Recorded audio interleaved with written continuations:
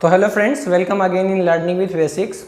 और trigonometric ratios के playlist में अब हम लोग अपने टाइप्स को डिस्कस कर चुके थे ऑलरेडी कि कितने टाइप्स के प्रॉब्लम्स हैं ट्रिगोनोमेट्रिक रेशियोज के अंदर, और वन बाय वन करके हम लोग सारे टाइप ऑफ प्रॉब्लम्स को देखने वाले हैं। तो आज हम लोग कैटेगरी 1 डिस्कस करने वाले हैं कि कैटेगरी 1 में जो टाइप्स ऑफ प्रॉब्लम्स लाइज करते हैं वो किस तरीके के होते हैं और कैसे होते हैं, जिसका एक एग्जांपल ऑलरेडी आपको लेक्चर 4 के अंदर कवर अप करा दिया था मैंने, और वहाँ पे मैंने आपको सारा स्टेप्स बाकायदा बताया था कि इस टाइप का प्रॉब्लम जब कभी भी आपको दिखे तो उसको कॉपी में उसको कैसे लिखना है, उसका क्या मेथड ऑफ अप्रोच रहने वाला है, लिखने का तरीका, क्या क्या स्टेप्स हमको फॉलो अप करना है, कैसे डायग्राम ड्रॉ करना है, कैसे क्वेश्चन सॉल्व करना है, उसका सारा स्टेप मैंने ऑलरेडी आपको सिखा रखा है।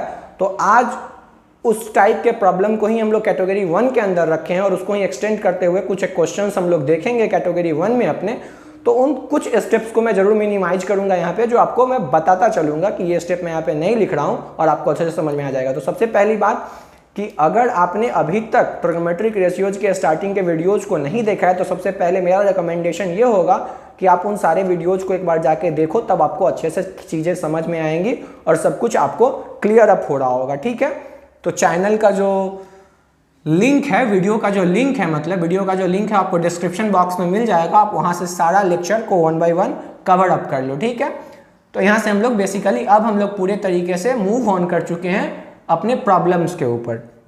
तो कैटेगरी 1 के अंदर वही सेम टाइप का प्रॉब्लम है जो मैंने लेक्चर 4 के अंदर आपके सामने रखा था। वहाँ पे साइन के टर्म्स मैंने आपको बताया था यहाँ, और समझाया भी था कि किसी भी तरीके से आपसे पूछा जा सकता है। सपोज करो इस क्वेश्चन के अंदर हमारे पास क्या है कि आपको कॉट ए का वैल्यू दे दिया है कि कॉट ए का वैल्यू √3 है, और तब बाद बाकी आपको सारा ट्रिगोनोमेट्रिक रेशियोज फाइंड करना है। ऐसे क्वेश्चंस के लिए हम लोग सबसे पहले क्या करते हैं, एक राइट एंगल ट्राइंगल ड्रॉ करते हैं, और ये बात आपको लिखना भी होता है। ठीक है, इसका नाम मैंने ABC दे दिया। ठीक है, कंसीडर मैंने किया कि ABC हमारा एक राइट एंगल ट्राइंगल है और कॉट किसके ए के टर्म्स में दिया हुआ है, तो ये एंगल हमारा हुआ। ठीक है, ये एंगल का बात कर रहे हैं हम, ये एंगल का हम लोग बात कर रहे हैं और कॉट का वैल्यू हमको पता है। ठीक है, तो हम लोग क्या करेंगे कि अब मैं आपको सीधे सीधे सॉल्व करके दिखाता चलूंगा। ऐसे कायदा से हमको यहाँ पे लिखना चाहिए था कि कंसिडरिंग अ ट्राइंगल ABC, ठीक है, कि ABC हम लोग एक ट्राइंगल कंसीडर कर लिए हैं जिसमें कि चूंकि ये एंगल है, इस एंगल को मैंने A माना है, तो इस एंगल के हिसाब से ये हमारा जो है सो परपेंडिकुलर हो जाएगा, ये बेस हो जाएगा, ये बेस हो जाएगा, ये परपेंडिकुलर हो जाएगा। ये बात मैंने आपको ऑलरेडी बता रखा है कि जो एंगल होता है, जो थीटा होता है, जो एंगल होता है, उसके सामने वाला जो साइड होता है उसको हम लोग परपेंडिकुलर बोलते हैं। जनरली हम लोग इसके हिसाब से देखते थे तो चीज़ आसान होता था देखना। ठीक है, लेकिन कोई नहीं, इस क्वेश्चन के माध्यम से आप ये भी करना सीख ही जाओगे। और ये B जो है हमारा 90 डिग्री है। ठीक है, और ये अपना हाइपोटेनियस हो गया, ये अपना हाइपोटेनियस हो गया। ठीक है, अब कॉट ए को डिफाइन हम लोग किस हिसाब से करते हैं, tan A आपको पता है, tan A क्या होता है, परपेंडिकुलर बाई बेस, तो कॉट ए क्या होता है, बेस बाई परपेंडिकुलर, और इसका वैल्यू दिया हुआ है √3/1, कुछ नहीं है, मतलब डिनोमिनेटर में 1 है। अगर इसको हम लोग √3k/1 के लिखे तो कोई दिक्कत, जहाँ पे k जो है सो पॉजिटिव नंबर होना चाहिए क्योंकि ये एक रेशियो था। ठीक है, चीज़ समझ में आ रहा है, क्योंकि ये एक रेशियो था तो सिंपलेस्ट टर्म था, इसलिए हम लोग k से ऊपर नीचे मल्टीप्लाई करते थे। तो क्या ये बात अब हम लोग कह सकते हैं, और ये जो बेस है हमारा, बेस का वैल्यू क्या है, बेस अपना क्या है यहाँ पे AB, मतलब कि AB, और परपेंडिकुलर अपना क्या है, परपेंडिकुलर अपना है BC। तो AB/BC का जो वैल्यू है वो √3k/1 हो गया, मतलब कि AB का वैल्यू √3k और BC का वैल्यू k। ये बात अच्छे से क्लियर हुआ कि हम लोग AB और BC का वैल्यू ऑलरेडी निकाल चुके हैं कि AB और BC का वैल्यू हम लोग कैसे निकाले। ये बात समझ में आ गया कि कॉट A का वैल्यू दिया हुआ था √3/1, जो कि cot A base by perpendicular होता है, बेस AB है और परपेंडिकुलर BC है, और K से ऊपर नीचे कांस्टेंट से हम लोग मल्टीप्लाई किए क्योंकि ये एक रेशियो था।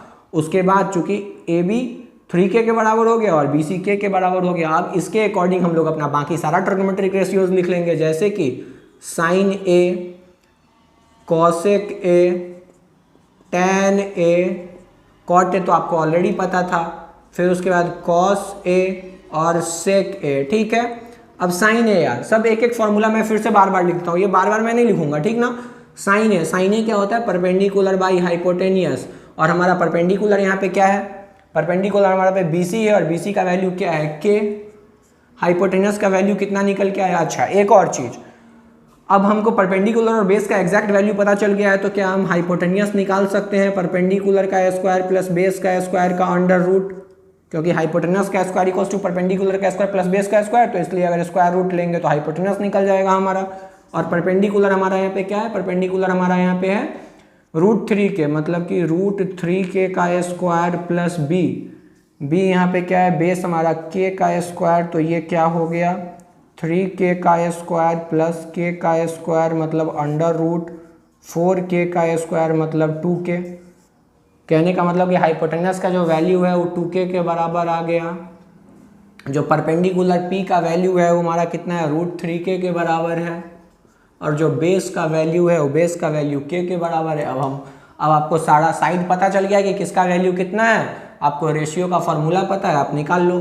साइन थीटा का क्या होता है? Perpendicular upon hypotenuse. और परपेंडिकुलर यहाँ पे क्या? परपेंडिकुलर यहाँ पे अपना परपेंडिकुलर क्या निकाल के लाए थे यार हम लोग? परपेंडिकुलर √3 के निकाल के लाए थे ना। परपेंडिकुलर AB का value, sorry guys, AB is equal to √3 के, और AB is this base, AB base है और ये के परपेंडिकुलर K है, ठीक है। परपेंडिकुलर K है और हाइपोटेनस का वैल्यू हम लोग 2K निकाल लिए, मतलब ये 1/2। अगर साइन 1/2 है तो कॉसेक क्या होगा? 2 होगा। tan का वैल्यू परपेंडिकुलर बाई बेस, ये भी नहीं करना था, कॉट पता था √3/1, तो tan ऐसे भी 1/√3 होगा। कॉस का वैल्यू क्या होता है? बेस बाई हाइपोटेनियस, और बेस हमारा कितना है यहाँ पे? √3k, और हाइपोटेनियस कितना है? 2k, मतलब कि √3/2। सेक, चूंकि कॉस पता है तो सेक क्या होगा? उसका उल्टा होगा, तो 2/√3। तो ये बात समझ में आया कि किस तरीके से हम लोग निकाल रहे हैं ट्रिग्नोमेट्रिक रेशियोज का वैल्यू। सबसे पहले एक राइट एंगल ट्रायंगल कंसीडर करते हैं हम लोग, जो दिया गया रेशियो है उसके अकॉर्डिंग बाकी सारा साइड्स निकाल लेते हैं। बाकी सारा साइड्स निकालने के बाद हम लोग देखते हैं कि बाकी और ट्रिग्नोमेट्रिक रेशियोज का फॉर्मूला लगा के हम लोग उसको भी रिड्यूस कर लेते हैं कि वो क्या होगा, ठीक है। तो ये एक टाइप का प्रॉब्लम हो गया। इस पे एक क्वेश्चन आपको ऑलरेडी करा दिया था मैंने, ये दोबारा कराने के पीछे बस इतना सा पर्पस था ताकि एक बार आपको चीजें रिकैप हो जाए। लेकिन आपको सारा स्टेप्स स्टेप बाय स्टेप करके लिखना है, considering a right angle triangle, फिर उसके बाद ये, फिर multiplying numerator and denominator by k where k is positive, this implies AB equals to this, BC equals to this, using Pythagoras theorem. ये उसके बाद हम लोग hence sine A, cosec A, tan A, ये सारा का फॉर्मूला लिख के और तब फाइनल रिजल्ट देंगे कि सारा ट्रिग्नोमेट्रिक रेशियोज हमारा क्या है, ठीक है। अच्छे से चीज क्लियर है। चलिए हम लोग नेक्स्ट क्वेश्चन देखते हैं, क्वेश्चन नंबर 2। तो हम लोग देखते हैं अपना नेक्स्ट क्वेश्चन, जो कि हमारा क्वेश्चन नंबर 2। और क्वेश्चन नंबर 2 हमारा क्या कहता है कि सेक अल्फा यहाँ पे कोई एंगल है। मैंने आपको पहले ही बताया था कि एंगल कुछ भी हो सकता है, थीटा हो सकता है, ABC के फॉर्म में हो सकता है, कुछ भी इसका नाम दे दो। तो यहाँ पे इसका नाम अल्फा रखा गया है कि सेक अल्फा का वैल्यू 2 है। तो आपको फाइंड करना है कि sec cube alpha minus tan cube alpha क्या होगा। तो ठीक वही बात कि अब कोई एक्सप्रेशन दे दिया आपको और किसी एक ट्रिग्नोमेट्रिक रेशियो का वैल्यू आपको पता है, तो इस एक्सप्रेशन का वैल्यू आपको निकालना है। तो बाकायदा से हम लोग वही करेंगे, राइट एंगल ट्रायंगल एक ड्रॉ करेंगे, किसी एक एंगल को अल्फा लेंगे, फिर उसके अकॉर्डिंग सेक दिया हुआ है, तो हमको चूंकि इसमें बस टैन का जरूरत है तो हाइपोटेनस हम लोग निकालेंगे पाइथागोरस थ्योरम से, और उसके बाद हम लोग टैन निकाल लेंगे, इसमें पुट करेंगे और वैल्यू पा लेंगे। लेकिन आप जब करेंगे तो एक एक स्टेप आपको लिखना पड़ेगा। सबसे पहले आप लोग लिखेंगे कंसीडरिंग अ राइट एंगल ट्रायंगल, एक राइट एंगल ट्रायंगल कंसीडर किए हम लोग। मैं यहाँ पे बस करके दिखा रहा हूँ आपको, ABC, यहाँ पे B हमारा जो है सो अल्फा है और सेक अल्फा का वैल्यू 2 है। अगर ये अल्फा है मतलब ये हम परपेंडिकुलर लिए, ये हम बेस लिए और ये हमारा हाइपोटेनियस हुआ। अगर सेक अल्फा का वैल्यू 2 है और सेक अल्फा क्या होता है, कॉस अल्फा क्या होता है यार, बेस अपॉन हाइपोटेनियस होता है। तो सेक अल्फा क्या होगा, सेक अल्फा क्या होगा, हाइपोटेनस बाई बेस का वैल्यू 2 है, और यहाँ पे हाइपोटेनस क्या है हमारा AB, और बेस हमारा क्या है यहाँ पे BC, इसका वैल्यू 2 है। तो कायदा से ये 2/1 लिखा हुआ है, इसको हम लोग 2k/k लिख लेंगे, जहाँ पे k जो है सो ग्रेटर देन 0 है, मतलब कि पॉजिटिव है। ऑलवेज पॉजिटिव से मल्टीप्लाई करेंगे ना, ये पॉजिटिव ही होगा ना, नेगेटिव से थोड़ी ना आप मल्टीप्लाई कर दोगे। ये तो एक कांस्टेंट टर्म है जिससे आप मल्टीप्लाई कर रहे हो ऊपर नीचे, क्योंकि ये एक रेशियो था, ठीक है। तो इससे ये पता चल गया कि AB का जो वैल्यू है वो 2k के बराबर है और जो BC का वैल्यू है वो k के बराबर है, ठीक है। अब AB का वैल्यू हमको पता चल गया, मतलब कि हाइपोटेनस हमको पता है यार, हाइपोटेनस हमारा कितना निकल के आया, हाइपोटेनस हमारा 2k निकल के आया, और BC जो बेस है अपना K निकल के आया, मतलब परपेंडिकुलर हमको बस फाइंड आउट करना है। तो परपेंडिकुलर के लिए फिर हम लोग पाइथागोरस थ्योरम लगाएंगे, और पाइथागोरस थ्योरम से हम लोग परपेंडिकुलर को क्या लिख सकते हैं, हाइपोटेनस का स्क्वायर माइनस बेस का स्क्वायर। चीज में अगर दिक्कत हो तो तुरंत लिखा करो, हाइपोटेनस का स्क्वायर इक्वल्स टू परपेंडिकुलर का स्क्वायर प्लस बेस का स्क्वायर। तो हमको चूंकि परपेंडिकुलर का स्क्वायर निकालना है तो हाइपोटेनस के स्क्वायर में से बेस के स्क्वायर को घटाएंगे, और फिर परपेंडिकुलर निकालना है तो हाइपोटेनस के स्क्वायर माइनस बेस के स्क्वायर का स्क्वायर रूट ले लेंगे, जिसको मैंने यहाँ पे लिखा। और हाइपोटेनस का स्क्वायर हमारे पास क्या था, 2k था, तो 2k का स्क्वायर करेंगे तो क्या होगा, 4k स्क्वायर होगा। मैं स्टेप लिख के दिखा रहा हूँ, स्किप नहीं कर रहा हूँ, ताकि आपको चीज़ क्लियर हो। 4k square minus k square, तो ये क्या हो गया अपना 3k स्क्वायर, और k स्क्वायर मतलब कि ये √3 इंटू अंडर रूट के स्क्वायर लिखा हुआ है, मतलब ये √3k हो गया। चीज़ समझ में आया। अब आपको sec cube alpha minus tan cube alpha पता करना है, तो हम लोग लिखेंगे कि हमारे दिए गए एक्सप्रेशन में sec cube alpha minus tan cube alpha. सबसे पहले तो हम लोग अपना टैन अल्फा निकाल लेंगे कि टैन अल्फा हमारा क्या होगा, परपेंडिकुलर बाई बेस, और हमारा परपेंडिकुलर क्या है यहाँ पे, परपेंडिकुलर हम लोग निकाल लिए √3k, और बेस हमारा क्या था k, मतलब कि टैन अल्फा का जो वैल्यू है वो √3 है। और सेक क्यूब अल्फा अपना कितना था, सेक अल्फा हमको पता है, हमको सेक क्यूब अल्फा चाहिए, ठीक है। ये क्या लिखा हुआ है बेसिकली, सेक अल्फा का स्क्वायर, सॉरी क्यूब। जो पावर होता है ना वो पूरे कट होता है, ये बात बार बार मैंने आपको कितने सारे क्वेश्चंस में हम लोग देख लिए इसको, ठीक है। सेक अल्फा का क्यूब माइनस टैन अल्फा, और सेक अल्फा 2 दिया हुआ है, ये बेसिकली 8 हो गया, क्योंकि 2 का क्यूब ना, सेक अल्फा के जगह पे 2 रखेंगे, 2 का क्यूब 2 इंटू 2 इंटू 2 8, और माइनस टैन अल्फा का वैल्यू √3 था, तो ये √3 का क्यूब, तो मतलब कि ये 8 माइनस √3 का क्यूब, √3 का क्यूब मतलब कि √3 इंटू √3 इंटू √3, मतलब कि √3 इंटू √3 इंटू √3 लिखा हुआ है ये, मतलब कि ये 8 माइनस √3 इंटू √3 3 हो गया, 3√3, ठीक है। ये हमारा रिजल्ट, ये हमारा आंसर निकल के आया। चलो ठीक है, कुछ सुंदर सा आंसर निकल, कोई फर्क नहीं पड़ता है, बस एक्सप्रेशन का जो वैल्यू था उसको हम लोग निकाल लिए। तो ये बात समझ में आया। इसको भी कैटेगरी 1 में ही हम लोग इसलिए ही रखे हैं क्योंकि इसमें भी क्या है कि एक ट्रिग्नोमेट्रिक रेशियो आपको दिया हुआ था, बाकी दूसरा ट्रिग्नोमेट्रिक रेशियो आपको निकालना ही पड़ रहा है, तभी आप एक्सप्रेशन का वैल्यू निकाल रहे हो। ऐसा कोई दूसरा तरकीब हम लोग नहीं लगाए हैं कि बिना ट्रिग्नोमेट्रिक रेशियो निकाले इस एक्सप्रेशन का वैल्यू निकाल ले, सिर्फ इसका यूज करते हुए। बाकी ट्रिग्नोमेट्रिक रेशियो हमको निकालना ही पड़ रहा है, टैन अल्फा हमको निकालना पड़ा इतना सारा तर्कम लगा के, इतना सारा मेहनत करके, उसके बाद जाके इस एक्सप्रेशन का वैल्यू हम लोग पाए हैं। तो इसलिए ये भी कैटेगरी 1 के अंदर ही रहा, ठीक है।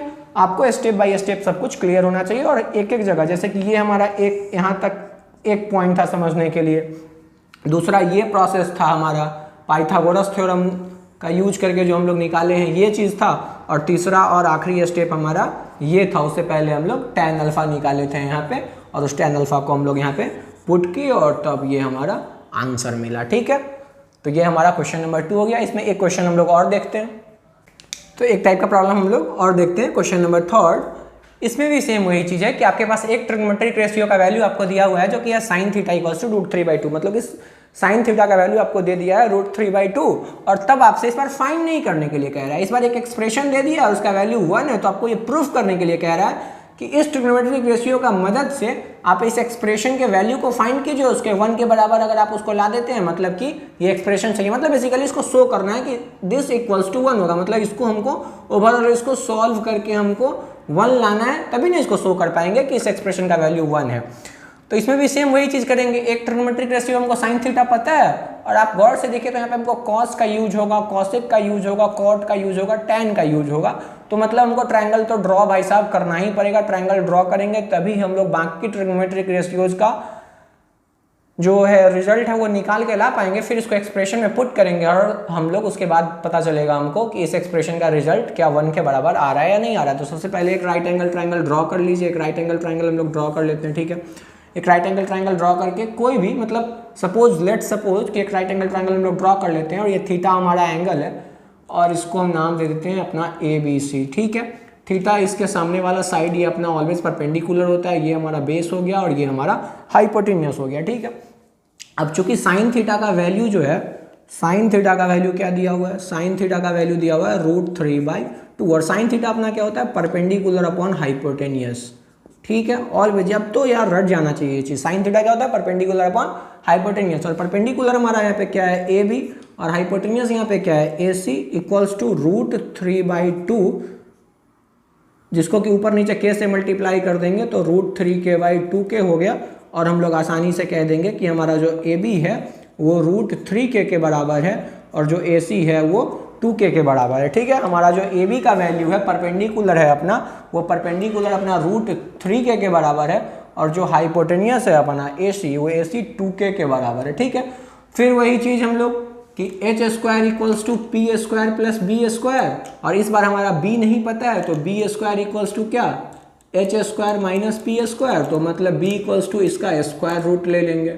ठीक है, वही चीज़ हम लोग यहाँ पे कर रहे हैं। बेस निकालने के लिए हम लोग क्या कर रहे हैं?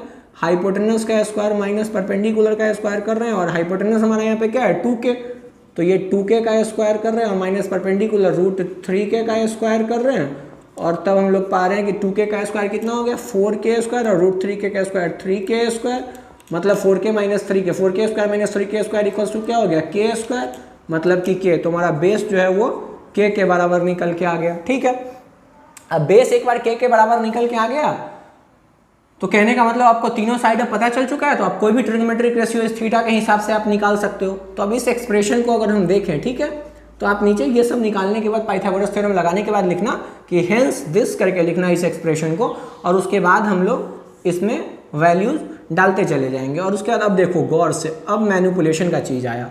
4√3 और कॉस थीटा का वैल्यू क्या होता है यार? कॉस थीटा अपना क्या होता है? कॉस थीटा क्या होता है?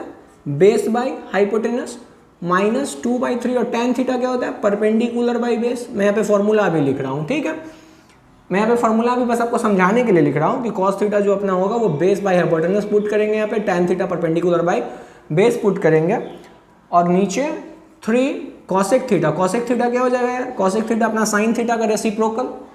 कॉसेक थीटा क्या होता है? साइन थीटा का रेसिप्रोकल। तो साइन थीटा √3/2 है, तो ये 2/√3 डाल देंगे इसको डायरेक्ट, और 2 टेन थीटा निकालना है हमको। तो टेन थीटा चूंकि ऊपर यहाँ पे p/b था, तो ये b/p हो जाएगा। अब जल्दी जल्दी वैल्यू पुट करो और करते जाओ सॉल्व मेरे साथ साथ। बेस अपॉन हाइपोटेनस, यहाँ पे बेस क्या है यार? बेस k है अपना, हाइपोटेनस क्या है? 2k है, माइनस 2/3। परपेंडिकुलर अपना कितना है? Perpendicular √3k। बेस कितना है अपना? k, और ये 2√3 ये कितना है अपना? 3 × 2/√3 माइनस 2 × tan थीटा, और ये कॉट थीटा था, मतलब कि ये k/√3k आया। अब देखो ये k तो खत्म ही हो गया सब जगह से, कोई दिक्कत नहीं। गौर से देखो तो ये 2 से एक बार 2 ये भी कैंसिल, 4, तो बेसिकली ऊपर क्या बचा अपना? ऊपर अपना क्या बचा? 2√3 और माइनस, और देखो यार मैं इस स्टेप को करके ही दिखा देता हूँ। 3 को हम लोग क्या लिख सकते हैं? √3 × √3, और ऊपर में √3 बचा हुआ है। फिर नीचे का रिजल्ट आप देखो तो ये क्या है अपना? इस 3 को भी √3 × √3 ले सकते हैं, तो ये अपना हो गया √3 × √3 × 2/√3, कोई दिक्कत नहीं। और ये हो गया 2/√3। अब देखो एक √3 से एक √3 गया, सॉरी यहाँ पे तो माइनस है ना, ये तो ऑलरेडी माइनस है, इसको नहीं कर सकते, सॉरी। एक ये √3 से एक ये √3 गया, ब्रैकेट में लिखना इसलिए ही प्रेफरेबल होता है ऑलवेज। चलो एक √3 से एक √3 ये गया। अब मैं इसको यहाँ लिख रहा हूँ आपको, अब देखना कि यहाँ पे क्या बचा हुआ है हमारे पास एक्सप्रेशन में। 2√3, एक √3 से एक √3 जा चुका है, मतलब कि ये 2/√3 बचा हुआ है, माइनस 2/√3 बचा हुआ है। नीचे क्या बचा हुआ है? एक √3 से एक √3 ये भी कैंसिल हो चुका है, और ये 2√3 बचा हुआ है, और ये माइनस 2/√3 बचा हुआ है। क्या ये दोनों टर्म सेम ही है, न्यूमरेटर और डिनोमिनेटर? तो ये दोनों एक दूसरे से कैंसिल हो क्या 1 मिलेगा, और हम लोग कह सकते हैं कि इस एक्सप्रेशन का वैल्यू हमारा 1 आ गया। तो आई होप कि आपको किसी भी स्टेप में कोई दिक्कत नहीं होना चाहिए। हम लोग बस क्या किए, हम लोग साइन थीटा पता था, ट्रायंगल ड्रॉ किए और साइन थीटा के मदद से हम लोग cos theta, cosec theta, tan theta, cot theta सब निकाले, सबको पुट किए, थोड़ा बहुत सॉल्व किए, अलजेब्रा लगाए और फिर हम लोग पाए कि हमारा वैल्यू 1 के बराबर है। तो एक टाइप तो ये आ सकता है। कुछ एक और क्वेश्चन देखते हैं इसमें हम लोग। तो दोस्तों एक क्वेश्चन हम लोग और देखते हैं इसी कैटेगरी के अंदर। ये एक लास्ट क्वेश्चन हम लोग देखते हैं कैटेगरी 1 के अंदर ही। इसमें भी कुछ नहीं है, वो उसी टाइप का प्रॉब्लम है, बट थोड़ा सा कैलकुलेशन है। तो मैंने सोचा कि क्वेश्चन मुझे अच्छा लगा तो मैं सोचा आप लोगों से डिस्कस करता हूँ कि कॉसेक थीटा का वैल्यू हमको पता है और तब एक एक्सप्रेशन है एडिशन के फॉर्म में कि cot theta plus sine theta upon 1 plus cos theta equals to 2 आपको प्रूफ करके दिखाना है। तो बेसिकली यहाँ भी आपको साइन आपके लिए अननोन है, साइन अननोन नहीं है, सॉरी, कॉसेक पता है तो साइन तो आपके लिए नॉन ही है, आपके लिए कॉट और कॉस अननोन है। और उसको कैसे पाना है? तो राइट एंगल ट्रायंगल ड्रॉ करना है। जल्दी से एक राइट एंगल ट्रायंगल ड्रॉ करते हैं हम लोग। एक राइट एंगल ट्रायंगल ड्रॉ करते हैं, इसको थीटा नाम देते हैं। ये अपना ए, ये अपना बी, ये अपना सी। ये बी को हम जहाँ अगर कहीं 90 आप छूट गया होगा तो आप इसको मान के चलिएगा कि इस बी को हम ऑलवेज 90 कंसीडर करके चल रहे हैं जो ट्रायंगल ड्रॉ कर रहे हैं। और कॉसेक थीटा का वैल्यू 2 है। बेसिकली कॉसेक थीटा क्या होता है? Sine theta perpendicular upon hypotenuse होता है। तो कॉसेक थीटा अपना क्या होता है? हाइपोटेन्यूस अपॉन परपेंडिकुलर का वैल्यू 2/1 है, जो कि 2k/k के बराबर दिया हुआ है। और ये हाइपोटेन्यूस क्या है हमारा यहाँ पे? हाइपोटेन्यूस अपना जो है ये थीटा के सामने वाला जो साइड है ऑलवेज परपेंडिकुलर, ये बेस और ये हाइपोटेन्यूस। मतलब हाइपोटेन्यूस अपना यहाँ पे क्या है? AC अपना हाइपोटेन्यूस है और जो परपेंडिकुलर है अपना AB है। कहने का मतलब कि AC का वैल्यू जो है सो 2k के बराबर हो गया और AB का वैल्यू जो है सो k के बराबर हो गया, जहाँ पे k पॉजिटिव चीज़ है। ऊपर नीचे मल्टीप्लाई कर रहे हैं, मतलब कि जो AC का वैल्यू है वो AC का वैल्यू हाइपोटेन्यूस का वैल्यू हम लोग कितना निकाल के लाए हैं? हाइपोटेन्यूस का वैल्यू हम लोग 2k के बराबर निकाल के लाए हैं। और जो परपेंडिकुलर है हमारा AB, वो AB परपेंडिकुलर का वैल्यू हम लोग k के बराबर निकाल के लाए हैं। अब ये बेस निकालना है। मैं जल्दी से फॉर्मूला लिख रहा हूँ आपको। अब तक आपको भी ट्रिक ये आदत हो जाना चाहिए ऐसे फॉर्मूला लिखने का, ठीक है ना? कि बेस निकालना है हमको, तो बेस इक्वल्स टू क्या हम लोग करेंगे? हाइपोटेन्यूस के स्क्वायर में से हाइपोटेन्यूस के स्क्वायर में से परपेंडिकुलर के स्क्वायर को हटा के उसका स्क्वायर रूट लेना पड़ेगा, क्योंकि बी स्क्वायर इक्वल्स टू ये h square minus P square होगा ना, तो b जब निकालना होगा तो स्क्वायर रूट लेना पड़ेगा, ठीक है? और हाइपोटेन्यूस हमारे यहाँ पे क्या है? 2k, मतलब कि 2k का स्क्वायर और परपेंडिकुलर k का स्क्वायर। तो ये अपना क्या हो गया? 4k square minus k square, मतलब कि 3k स्क्वायर। बेसिकली ये रूट 3k होके निकल के आ गया। बेस का वैल्यू रूट 3k। अब अपने एक्सप्रेशन पे आते हैं। कॉट थीटा हमारा क्या होता है? कॉट टेन थीटा हमारा परपेंडिकुलर बाई बेस होता है। तो कॉट थीटा क्या होगा? बेस बाई परपेंडिकुलर प्लस, ये मैंने फॉर्मूला में आपको बस यहाँ पे लिख रहा हूँ, आपको अलग से पहले कॉट थीटा यहाँ पे पहले कॉट थीटा आपको निकालना पड़ेगा। मैं अभी करके ही क्वेश्चन में और मैं बता देता हूँ आपको।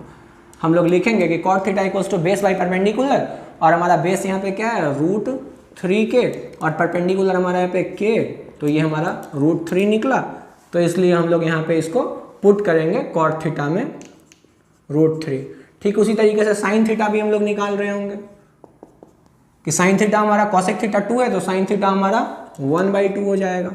और किसी चीज़ का ज़रूरत है हमको? कॉस थीटा का ज़रूरत है कि कॉस थीटा हमारा क्या होगा? कॉस थीटा हमारा होता है बेस बाई हाइपोटेन्यूस, और बेस अपना है रूट 3k, अपना हाइपोटेन्यूस है 2k, मतलब कि रूट 3/2। चलो ठीक है, इसमें भी रूट टाइप चीज़ है। रूट टाइप चीज़ से घबराना नहीं है। इसका एडिशन, सब्सट्रैक्शन, डिवीजन सब कुछ आप लोग ऑलरेडी अब तक सीख चुके हैं, सीख के बड़े हो चुके हैं आप लोग। तो इसलिए आपको प्रॉब्लम रूट की चीज़ से प्रॉब्लम नहीं होना चाहिए, रूट वगैरह के क्वेश्चन से प्रॉब्लम नहीं होना चाहिए, ठीक है? तो रूट 3। अब साइन थीटा हम लोग निकालेंगे। साइन थीटा हमारा 1/2 होगा, फिर 1 plus cos theta. Cos theta का वैल्यू अपना रूट 3/2 निकाल के लाए हम लोग। अब थोड़ा बहुत गणित है, ठीक है ना? थोड़ा बहुत गणित है, मतलब क्या? जोड़ घटाव टाइप चीज़ है, प्लस माइनस, ठीक है? अब ये करते हैं 1 प्लस रूट 3/2। सबसे पहला चीज़ हम लोग इसको सॉल्व करने की कोशिश करते हैं। ये रूट 3, ये 1/2। सबसे पहले 1 प्लस रूट 3/2 है ना, इसको आप सॉल्व कर लो, इस टर्म को सॉल्व कर लो। इसमें एलसीएम लो आप, 2 LCM, ये 2 प्लस रूट 3। चीज़ समझ में आ रहा है? रूट 3, अब ये 1/2 है और ये डिवीजन टाइप चीज़ है, तो ये क्या होगा? 2/2 प्लस रूट 3, 2 खत्म, मतलब ये रूट 3 प्लस 1/2 प्लस रूट 3 लिखा हुआ है। अब इसको सॉल्व करते हैं हम लोग। अब इसमें एलसीएम लेते हैं तो इस अपना एलसीएम हो गया 2 प्लस √3, मतलब कि √3 से मल्टीप्लाई होगा 2 प्लस √3। ये जब एलसीएम लेंगे तो यहाँ पे √3/1 लिखा हुआ है तो इसका एलसीएम 1 और 2 प्लस √3 का एलसीएम 2 प्लस √3 और फिर ये 3 से मल्टीप्लाई √3 से मल्टीप्लाई होगा और यहाँ पे +1 का +1। अब इससे मल्टीप्लाई करेंगे इसको तो ये हो गया 2√3 प्लस √3 इंटू √3 3 + 1 अपॉन 2 प्लस √3। ठीक है, घिचपिच ना हो इसलिए मैं यहाँ लिख रहा हूँ। अब ये अपना क्या निकल के आ गया 2√3 और 3 और 1 को जोड़ें तो क्या हुआ 4/2 प्लस √3। अब यहाँ भी 2 और इस 4 को 2 इंटू 2 लिख सकते हैं और 2 कॉमन निकाल लेंगे तो क्या इसको ऐसे लिखेंगे तो कोई हर्ज? आप खुद देखो एक बार मल्टीप्लाई करके, ये 2√3 + 4 हुआ और ये √3 + 2 है, ये 2 + √3 है, मतलब कि √3 + 2 ही है, मतलब ये दोनों सेम है, 2 निकल के आया। चीज कुछ भी हाई फाई नहीं कर रहे हैं, कोई रॉकेट साइंस नहीं लगा रहे हैं यहाँ पे। जो चीज हम लोग सीखे हैं बस उसको ही अप्लाई करते जा रहे हैं एक एक करके और देखते जा रहे हैं कि जो चीज जितना हमको सिखाया गया है उसका कितना और कहाँ जरूरत आ रहा है, कैसे जरूरत आ रहा है। जो पीछे का चीज हम लोग सीख के अब तक आए हैं उसका कैसे जरूरत आ रहा है, उसको कैसे हेल्प कर रहा है हमको हमारे क्वेश्चंस को सॉल्व करने में। बहुत सारा चीज़ तो यहाँ पे ऐसा है जो आपको लगा होगा कि केवल साइन कॉस टेन इसका जो फॉर्मूला हमको सिखाया गया है ट्रिग्नोमेट्रिक रेशियोज में, उसके अलावा तो कुछ भी यहाँ पे और हाई फाई चीज़ काम में नहीं आ रहा है। उसके अलावा तो सारा चीज़ हमारा बेसिक है, सारा चीज़ हमारा पुराना पढ़ा हुआ चीज़ है। अगर हमको नहीं आ रहा है मतलब हमारे पुराने पढ़े गए चीज़ में ही कहीं ना कहीं लैगिंग है। मानते हैं इस बात को कि नहीं मानते हैं? ठीक है, तो हमारे पुराने पढ़े गए चीज़ में ही कहीं ना कहीं लैगिंग है तो उसको सुधार करना है और देखते जाना है। तो कैटेगरी 1 के अंदर इस सब तरह का क्वेश्चंस ही आपके सामने देखने को मिलेगा। कोई ट्रिग्नोमेट्रिक रेशियो दे देगा, कुछ एक्सप्रेशन दे देगा, उसको शो करने के लिए बोलेगा या फाइंड करने के लिए बोलेगा। बाकी ट्रिग्नोमेट्रिक रेशियो आपको निकालना पड़ेगा, फिर आप उस इक्वेशंस में पुट करो, फिर वैल्यूज निकालो या प्रूफ करो। इस सब तरीके का मेहनत घसना है, ट्रिग्नोमेट्री में तो खूब घसना है। ठीक है, तो ये सब तरह का क्वेश्चन आपको कैटेगरी 1 के अंदर पाया जाता है। बहुत ढेरों क्वेश्चंस आपको मिलेंगे जब आप एक्सरसाइज लगाओगे। मैं तो कहूँगा आप जल्दी से जल्दी क्वेश्चंस लगाना स्टार्ट करो ट्रिग्नोमेट्री के अंदर। जैसे जैसे एक और चीज़ कि क्वेश्चंस आप लगाते जाओगे, अगर आपको पता लगे जाए ये क्वेश्चन तो मेरे से नहीं हो रहा है, शायद वो हमारे कैटेगरी में किसी अलग कैटेगरी के अंदर रखा गया होगा। तो टोटल कैटेगरी जब एक बार पूरा आपके सामने मिल जाएगा, आपको सारा वीडियोस मिल जाएगा हर कैटेगरी के अंदर, कुछ एक एग्जाम्पल्स आपके सामने आ जाएंगे तो आपको पता चलेगा कि अब आपसे कोई भी क्वेश्चन नहीं छूट रहा है, आपको कहीं से कोई दिक्कत नहीं आ रहा है। तो वीडियो के साथ बने रहिए। नेक्स्ट वीडियो में हम लोग बात करेंगे यार अपने कैटेगरी 2 के अंदर, जहां पे हम लोग देख रहे होंगे कि उसमें कैसे कैसे एग्जांपल्स आते हैं, कैसे कैसे प्रॉब्लम्स को हम उसमें कैसे सॉल्यूशन पा सकते हैं, कैसे देख सकते हैं। ठीक है, तो वीडियो के साथ बने रहिए। और प्रीवियस वीडियो नहीं देखें तो उसका लिंक भी आपको डिस्क्रिप्शन में मिलेगा। कोई दिक्कत हो तो दिक्कत आप कमेंट सेक्शन में आकर ड्रॉप करो अपने डाउट्स को, या फिर चैनल के डिस्क्रिप्शन में आपको लिंक भी मिलेगा मेरे ईमेल का, आप मुझे ईमेल भी कर सकते हो अपने डाउट्स। मैं ज़्यादा से ज़्यादा जल्दी कोशिश करूँगा कि आपके प्रॉब्लम्स को जितना जल्दी से जल्दी हो सके रिजॉल्व कर सकूँ। तो वीडियो के साथ बने रहिए, चैनल को लाइक कीजिए, सब्सक्राइब कीजिए और हाँ, दोस्तों के साथ सबसे इम्पॉर्टेंटली शेयर कीजिए। ठीक है।